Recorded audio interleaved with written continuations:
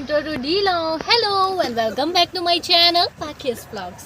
আজি মোৰ লগত আছে এইটো আপোনালোকে যি দেখিলে আমনিখালীৰ ভেলা ঘৰ যোনটো বনাইছে ভগৱান সেনাপতি ডাঙৰীয়াই আৰু মোৰ লগত আছে বিক্ষমানক বকুল গগৈ ডাঙৰীয়া। আজি এই ভেলা ঘৰটোৰ কনসেপ্ট কেনেকৈ মনলৈ আহিল আৰু সকলোবোৰ তেওঁ আজি ক'ব। আৰু তাতকৈ ডাঙৰ কথা এনভাইৰনমেন্ট সায়েন্স যেটো আমি আজিকালি আমাৰ স্কুলত পাইছো কলেজত পাইছো সকলোতে পাইছো। প্ৰথম তেওঁৱে দাবী কৰিছিল যে আমাৰ সিলেবাছত এনভাইৰনমেন্টাল সায়েন্সটো আহিব লাগে বুলি। আজি তেওঁৰ মুখেৰে শুনো আৰু যোনে বনাইছে তেওঁটো আছে আপোনালোকে সকলোবোৰ শুনিব পাব। নমস্কাৰ সকলোকে সেউজ সম্ভাষণ আৰু ভূগোলীৰ উলহ শুভেচ্ছা জনাইছোঁ। মই পৰিৱেশ সংৰক্ষণৰ হৈ কাম কৰোঁ, মই গৱেষণাৰ কাম কৰোঁ, গছক কালচাৰলৈ পৰিৱেশ সংৰক্ষণটো আমাৰ কালচাৰ হওক। তো সেই হৈ মই কাম কৰি আছোঁ বিগত 30 বছৰ আৰু এই 30 বছৰ কালত মই প্ৰায় 2,500 ইন'ভেটিভ চিন্তাত হাত দিছোঁ বা গৱেষণাত হাত দিছোঁ। প্ৰায় 21টামান কনচেপ্ট হৈছে আৰু প্ৰায় 150তকৈ অধিক ৰিচাৰ্চ মোৰ ছাকচেছ হৈছে আৰু বিভিন্ন সময়ত বিভিন্ন বিষয়ক লৈ মই যি পাৰিছোঁ মোৰ সেৱা আগবঢ়াবলৈ চেষ্টা কৰিছোঁ। পৰিৱেশ প্ৰকৃতি গছ বন চৰাই চিৰিকটিৰ সংৰক্ষণ বিষয়ে মই এই ৰাস্তাৰে পাৰ হৈ যাওঁতে 15 চন আছিলে ঈগল চৰাই বনাইছিলে ভগৱান দাই। তেতিয়া মই দেখিলোঁ যে he is the right person, এজন বৰ ভাল মানুহ। আমি এটা পৰিৱেশ সংৰক্ষণৰ মেছেজ এখেতৰ দিব লাগিব যিটো জনজাগৰণ হয়। আৰু 16 চনত যেতিয়া মই ভগৱান দাৰ ওপৰত এখন ডকুমেণ্টাৰী বনাইছিলে আৰু যিজনে ডকুমেণ্টাৰী বনাইছিলে তেওঁ ৰাহুল কৰমপুনীয়া উদয়পুৰৰ হয় মোৰ বন্ধু। আমাৰ নৰ্থ ইষ্টৰ দুজন মানুহৰ বনাইছিলে, তেখেত আৰু মোৰ 5 মিনিটৰ কৰিণ্ডে 52 বুলি তেখেতৰ আৰু মোৰ দুইজনে চাবলৈ পাব। কৰিণ্ডে 52 ইউটিউবতে। তো এই ডকুমেণ্টাৰী বনাবলৈ তেওঁ আহিছিলে, তেওঁক মই লৈ আহিছিলোঁ আৰু তেওঁক ফুৰাবলৈ কাজিৰঙালৈ গৈছিলোঁ। তেতিয়া আমাৰ সন্মুখত গঁড়ে হাতী এটেক কৰিছিলে আৰু এটা সৰু হাতী পোৱালি 2.5 বছৰীয়া হাতী পোৱালি গঁড়ে বেয়াকৈ মানে কামুৰিছিলে। তো তেতিয়া মই ভগৱান দাক ক'লোঁ না আমি গঁড়েই বনাব লাগিব, গঁড়টো সংৰক্ষণ কৰিব লাগিব। আৰু সেইদিনা 2টা গঁড়ে আমাক এটেক কৰিবলৈ বিচাৰিছিলে। মোৰ ভাৱ হৈছিলে গঁড়ে এটেক নহয়, গঁড়ে মোক কমপ্লেইন দিছে তই মোৰ হৈ আমাৰ হৈ কাম নকৰবি, গছৰ হৈ ইমান দিনে কৈ আছে। মই সেইদিনা কৈছোঁ তহঁতে চিন্তা নকৰিবি, মোক 3টা বছৰ সময় দে, মই তহঁতক সম্পূৰ্ণ সুৰক্ষিত কৰিম, এনেকৈ জনজাগৰণ কৰাম আৰু তহঁত এদিন সংৰক্ষিত হৈ যাবি, তহঁত চিন্তা নকৰিবি। আৰু সেইমতে ভগৱান দাৰ যি হাত, ভগৱান দাৰ হাতখন কি মানে ভগৱানৰ হাত, বিশ্বকৰ্মাৰ হাত, য'তে হাত দিয়ে সোণলৈ ৰূপান্তৰ হয়। ই প্ৰাণ পাই উঠে, কথা কয়, নৰাই কথা কয়, খেৰে কথা কয়, ঢকুৱাই কথা কয়, শুকান বাঁহে কথা কয়। গতিকে সেই ভগৱান দাৰ কথা কৈ শেষ নহয়। তো ভগৱান দাক মই বাছি ল'লোঁ যে এজন ইজ দ্য ৰাইট পাৰ্চন। আৰু আমি প্ৰথম বছৰ আমি থিম বনালোঁ যে গঁড় বনালোঁ আৰু গঁড় থাকিলে অসমৰ মান থাকিব। সেয়া আমাৰ আৰম্ভণি আছিলে। 16, 17, 18 3টা বছৰ বনোৱাৰ পাছত গঁড় সুৰক্ষা বাহিনী হ'ল। সৰ্বানন্দ সোণোৱাল ডাঙৰীয়াক মই আহ্বান জনালোঁ আৰু গঁড় সুৰক্ষা বাহিনীয়ে গঁড় সুৰক্ষিত হ'ল। তাৰপাছত নেক্সট আমাৰ কনচেপ্ট আছিলে আমি হাতী সংৰক্ষণৰ হৈ কাম কৰিম। কিন্তু কৰোণা আহি গ'ল, গতিকে আমাৰ অহা যোৱাত প্ৰতিবন্ধক লাগিলে, কৰোণাক লৈ সজাগ কৰিব লগা হ'ল। আৰু ভগৱান দাই তেতিয়া সেই কৰোণাৰ চিন্তাটো মোৰ নাছিল, তেখেতৰ সম্পূৰ্ণ নিজৰ চিন্তা আৰু যথেষ্ট কৰোণাক লৈ যথেষ্ট সজাগতা হ'ল কৰোণা ভেকচিনক লৈ আৰু অসমৰ ৰাইজে কৰোণাৰ ভেকচিন ল'লে, সেইটোত আমি সফল হৈছোঁ। তো এইবাৰ আমি পুনৰ আমি এই হাতী সংৰক্ষণক লৈ আমি ভেলাঘৰ আমাৰ বনোৱা হৈছে। আজি ইনিগ্ৰেশ্যন হৈ গৈছে আৰু আমাৰ এইবাৰ থিম হৈছে কলগছ খাম হাবিৰ ভিতৰলৈ যাম, হাতীয়ে কৈছে হা। গতিকে সেইটো এইবাৰ থিম। আৰু আমি আহ্বান জনাম যে অসমৰ য'ত হাতী মানুহৰ সংঘাত হওক সকলোৱে যাতে কলগছ ৰুৱক আৰু কলগছৰে হাতী সংৰক্ষণ। এই গভৰ্ণমেণ্টে নীতি নিৰ্দেশনা বনাব, জনজাগৰণ হ'ব, গভৰ্ণমেণ্টে কাম কৰিব, নকৰিলে আমি কাম কৰাই ল'ম, গভৰ্ণমেণ্টে লাজ পাব। হেৰি নাই।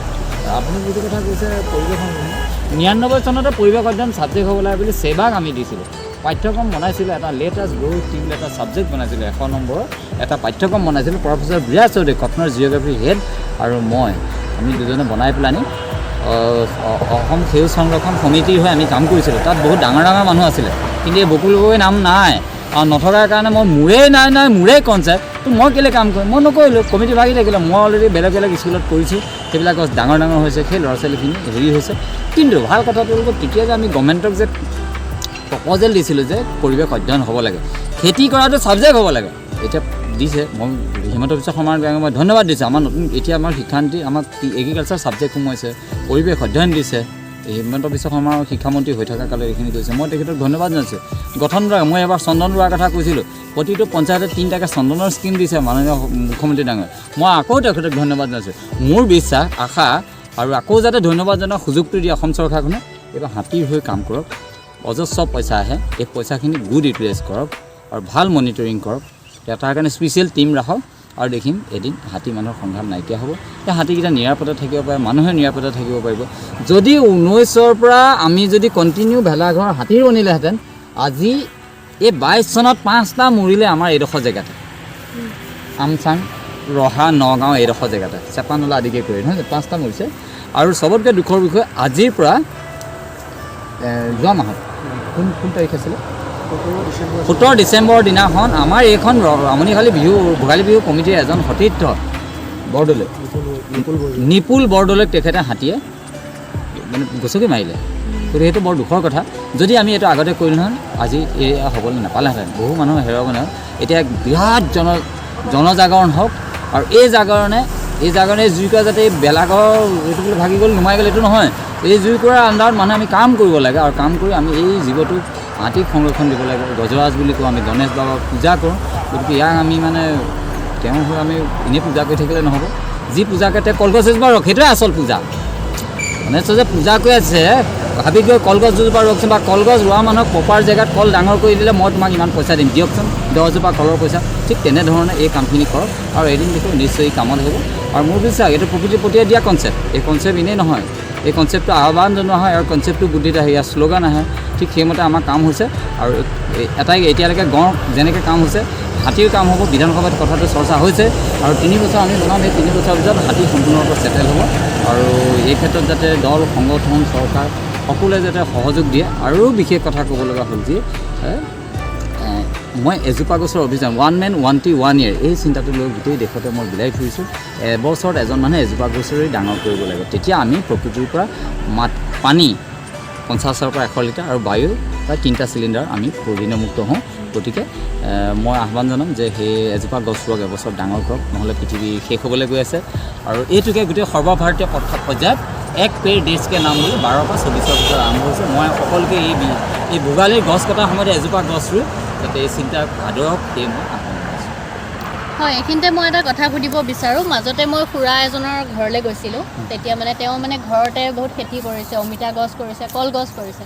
তেতিয়া তেওঁ মোক এটা মানে কথা কৈছিল যে তুমি দুখীয়া মানুহক একো দিব নালাগে, কিন্তু তুমি এডাল গছ ৰোৱা আৰু সেই গছডাল 100 পুত্ৰৰ সমান। আপোনাৰ মতে সেই কনচেপ্টটো বাৰু কি?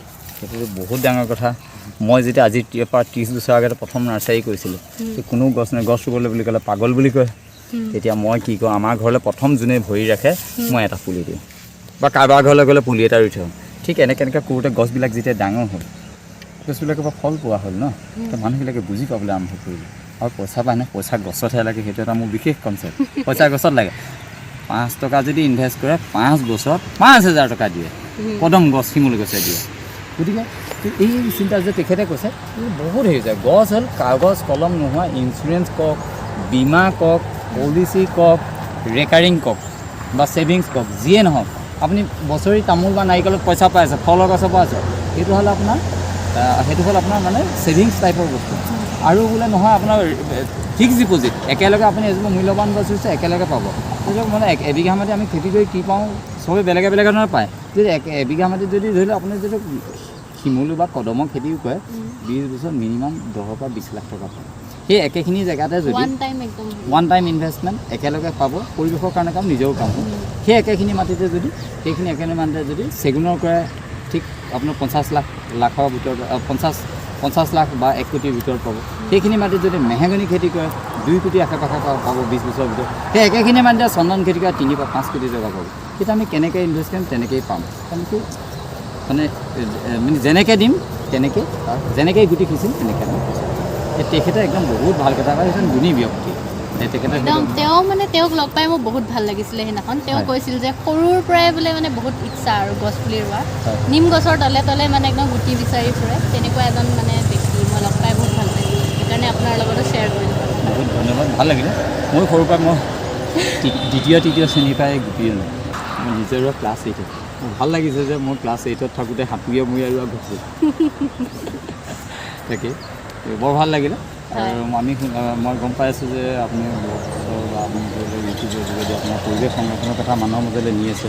আপুনি যেতিয়া সেয়া মোৰ সেউজ সম্ভাষণ থাকিলে আপুনি আৰু আগবাঢ়ি যায় পৃথিৱীৰ হৈ কাম কৰে কাৰণ world is going to and পৃথিৱী শেষ হ'বলৈ গৈছে গতিকে উঠি অহা প্ৰজন্ম আমি ৰাখিব লাগিব এদিন মানুহৰ অজস্ৰ ধন হ'ব টকা পইচা হ'ব ডিগ্ৰী হ'ব বিল্ডিং হ'ব বেংক হ'ব বহুত কিবা হ'ব পৃথিৱী বহুজনে মাটি বিলাক ক'ত থাকিব এই কথাটো যুৱ প্ৰজন্ম প্ৰত্যেকজনে ভাবিবই লাগিব ইয়াৰ বিকল্প নাই ইউৰোপৰ মানুহে এবাৰ গম পাই গৈছে এবাৰ ইউৰোপত য'ত -40-50 ডিগ্ৰী যায় তাত ইউৰোপৰ মানে যায় বা 40 ডিগ্ৰী টু 50 ডিগ্ৰী চেলচিয়াছ হৈছে গতিকে গম পাই গৈছে হোৱাট ইজ এনভাইৰনমেণ্ট যে পণ লওক যে মই কিবা কৰিম নিজৰ ক্ষেত্ৰত নিজে কৰক সেইকাৰণে এজোপা গছৰ অভিযান যিটো এতিয়া আমি যিটো অখিল ভাৰতৰ এক পেৰ দেশকে নাম দেশ বাচিবলৈ হ'লে আমি গছ ৰুব লাগিব আৰু এতিয়া মোৰ ওচৰত আছে যোনে এই ধুনীয়া ভেলাঘৰটো বনাইছে তেওঁৰ হাতৰ পৰশ মানে মানিব লাগিব আৰু এতিয়া মই শুনিব পাইছোঁ ৰাতিপুৱা যে চিটি চেণ্টাৰত যিটো ভেলাঘৰ যাব তেওঁৰ হাতেৰেই যাব আপোনালোকে চাই লওক মানে আপোনালোকে ভেলাঘৰটো দেখিব হয় কিন্তু কোনে বনাইছে সেইটোতো আপোনালোকে বিহাইণ্ড দ্য চিন সেইটো নাজানিব ন তো চাই লওক এওঁৱেই হ'ল সেইগৰাকী মহান ব্যক্তি কওকচোন এইটো আপুনি কিমান দিনৰ পৰা বনাই আছিলে ইয়াৰ আৰম্ভণিটো 2011 চনৰ পৰাই যেতিয়া ভূপেন দা ঢুকাইছিলে তেতিয়াৰ পৰাই মানে তেতিয়া মোৰ এটা চিন্তা আহিছিল মই তেতিয়া এইবিলাক কোনো হেৰিয়ে নাছিলে মোৰ তেতিয়া মানে এজন চিত্ৰশিল্পী আছিলে তেতিয়া অৰিজিনেল কথাখিনি ক'ব গ'লে মোৰ এটা ইতিহাস আছিল তেতিয়া মই মানে কিবা মাটি টুকুৰা পালেও সেই মাটিটো কাটি কুটি কিবা এটা বস্তু বনাব মন যায় তাৰপিছত ক্লাছত পঢ়ি থাকোঁতে বেক চাইডে যদি কোনোবাই বহি আছে মোৰ সন্মুখত যদি কোনোবা বহি আছে তাক চাই পেলাই মই এখন ছবি আঁকো মানে চেম এই বস্তুটো মোৰ আহি আছিলে সেই ড্ৰয়িংখন সেই পেইণ্টিঙৰ পৰা আহি পেলাই আজি ধৰি লওক সেই ছবি আঁকাৰ পৰা আহি পেলাই মই সেই ভাস্কৰ্য শিল্পৰ প্ৰতি মোৰ এটা প্ৰেৰণা আহিছিলে প্ৰেৰণাটা অৱশ্যে মোৰ প্ৰেৰণা ভূপেন দা যেতিয়া ঢুকাইছিলে সেই বৰ্ষতে মোৰ শিল্পীজনৰ প্ৰতি বহুত মোৰ এটা মৰম সেই আৱেগ জন্ম হৈছিলে কাৰণ সম্পৰ্ক নাই শিল্পী হিচাপেহে আছে মই ভূপেন দাক সন্মান কৰোঁ সেই বৰ্ষতে নৰাৰ মানে কি বিশেষকৈ আমি ভোগালী বিহু উপলক্ষে এটা ভেলাঘৰ বনাইছোঁ আৰু মোক অৱশ্যে চিন্তাটো মোৰ যুৱ সংঘৰ ল'ৰাৰ কেইজনে নিছিলে মই নাম নকওঁ যে এবাৰ আধুনিক কিবা ভেলাঘৰ কিবা এটা ৰূপ দিব পৰা যায় নেকি তেতিয়া মই প্লাছ কৰি দিলোঁ যে মোৰ ভূপেন হাজৰিকা সেই বৰ্ষত ঢুকাইছে 11 ঢুকাইছে নেকি 12ত আৰম্ভ কৰিছোঁ মানে এমাহৰ পৰিকল্পনা কৰিলোঁ ভূপেন হাজৰিকা আমি শ্ৰদ্ধাঞ্জলি দিলোঁ 1000 বন্তি জ্বলালোঁ তাৰপিছত প্ৰেৰণা এটা আহি গ'ল কিবা এটা কৰিব লাগিব ভাল কাম এটা সেই চিন্তাটো আহি গ'ল ভেলাঘৰ বনালোঁ মডাৰ্ণ ভেলাঘৰ ৰংঘৰ আছিলে ৰংঘৰৰ পিছত ৰংঘৰৰ পৰা মানুহ এটা পপুলাৰ আহি গ'ল তাৰপিছত টাইটানিক তাৰপিছত বীণাত অকণমান আহি গ'ল তাৰপিছত ইগলত পুৰস্কাৰ পালোঁ সৰ্বশ্ৰেষ্ঠ মেজি হিচাপত DY 365 আৰু নিউজ লাইভে প্ৰথম বুলি ঘোষণা কৰিছোঁ কিছুমান মানুহ আহে যে আপোনালোকে ভেলাঘৰ বনাইছে বা এটা এইটো ভাস্কৰ্য শিল্পৰ ভিতৰতে পৰে অলপ কিবা মেছেজ বা বাৰ্তা দিব পৰা যায় নেকি তেতিয়া মোৰ মনলৈ আহিছিলে দুটা কপৌচৰে এডাল গছৰ ডালত আছিলে এতিয়াও গুগলত চাৰ্চ কৰি পাব গছৰ ডালত কপৌচৰে সেইটো অসমৰ ভিতৰত ফাৰ্ষ্ট ভেলাঘৰ মানে হেৰি হৈছিলে চিলেকশ্যনত আহিছিলে টপ 10ৰ ভিতৰত 1 নম্বৰত আহিছিলে তাৰপিছত মই তেতিয়াৰ পৰাই যেতিয়া এই গগৈ লগ পালোঁ তেতিয়া কৈছিলে আপুনি এটা কাম কৰক মানে কি গছৰ কি কয় ঘৰ সুৰক্ষা হৈ কিবা এটা কৰক ঘৰবিলাক তেতিয়া বহুত কাজিৰঙাত হেৰি হৈ আছিলে তেতিয়া সেই চিন্তাটোত আহিলে এতিয়া ঘৰ বচাত অসমৰ মান ৰাখে 3 বছৰ হেৰিটো আহিছিলে আৰু মই নিউজ লাইভৰ পৰা তেতিয়া 30,000 মানে এখন হেৰি চাগ এখন পাইছিলোঁ এৱাৰ্ড হিচাপে সেইটো দিছিলে যোৱা বছৰ কি হ'লে যোৱা বছৰ আৰু তাৰ আগৰ বছৰ যিহেতু কৰোণা আহি গ'ল গতিকে বেলেগ চিন্তা কৰিব নোৱাৰোঁ গতিকে কৰোণা সজাগতাক লৈ সেইটো মোৰ নিজাববীয়া প্ৰচেষ্টা আৰু যোৱাবাৰ কৰোণাটো মই প্ৰথম পুৰস্কাৰে পাইছোঁ এটা চেনেলৰ পৰা কিন্তু প্ৰাইজ মানি নাই তথাপিতো তেখেতলোকে মোক এটা সন্মান দিছে অসমৰ ভিতৰত ফাৰ্ষ্ট পজিশ্যন প্ৰথম ভেলাঘৰ বুলি এতিয়া মই ভাবিলে মানে আগতে মই ড্ৰয়িং মানে কি হেৰি কৰিব লাগে ধুনীয়াকৈ এখন ড্ৰয়িং কৰিব লাগে তেতিয়াহে মই ভেলাঘৰটো বনাব পাৰোঁ এতিয়া এতিয়া মই কৰিবই নালাগে মানে কি মই যদি এটা ইয়াতে যদি কৈ পেলাই টেম্পু গাড়ীখন বনাই দিব লাগে তেতিয়া মই ভাবি ল'লোঁ আৰু মই তাকে টেম্পু গাড়ীখন মই চাই নাথাকোঁ আৰু এতিয়া মানে ইয়াতে যদি মই নৰা এখন আগতে মোৰ 1 বছৰ লাগে পৰিকল্পনা কৰোঁতে ছবিখন কেনেকৈ একে কৰিব এই চৰাইশাল যে বনাওঁতে যায় মই ইগলৰ কথাটো কৈছোঁ দেই অলপ দীঘলীয়া হ'লে মই ক'বই লাগিব ইগলটো যেতিয়া আৰম্ভ কৰোঁ কাৰণ জীৱ জন্তু মানে ভেলাঘৰৰ পৰা পটককৈ তাৰপিছত দিনাখনৰ পৰা ইগলত আহিব কাৰণ জীৱ জন্তু একো বনোৱাই নাই তাৰপিছত এটা অলপ ওপৰত উঠাই দিলোঁ মই মানে কি এনেকৈ প্ৰথম গোলপটো বনাই ল'লোঁ মানে পৃথিৱীখনক এই ইগলটো ধৰি টানি আছে যে দেখিছোঁ হয় তাৰপিছত সেই এটা অলপ ওপৰত উঠাই দিলোঁ মইতো ওপৰত উঠিব মোৰ ভয় লাগে পিছতহে পাইছোঁ তাক উঠাই দিলোঁ তো এনেকৈ বাঁহডাল বান্ধ তাৰপিছত এনেকৈ কামি এডাল মাৰি দিয়ে গোলকৈ শূন্য এটা এই শূন্যটো মৰাৰ পিছতে গৈ পেলাই সেইটো এনেকৈ শূন্য কামিয়ে শূন্য গৈ পেলাই সেইটো ইগল হৈ গৈ যায় তেতিয়াৰ পৰা মোৰ আৰু সাহসটো আহি গ'ল তেতিয়াহ'লে ইগল যদি হয় তেতিয়াহ'লে গড় বা চৰাই কিবা কিবি চব হৈ যাব সেই তাৰপিছত সেয়া কপৌ চৰাই তাৰপিছত গড় আহিলে তাৰপিছত যোৱাবাৰ কৰোণা তাৰ আগৰ বছৰ কৰোণা এইবাৰ ঠিক হাতী মানুহৰ যিটো সংঘাত ভাস্কৰ্য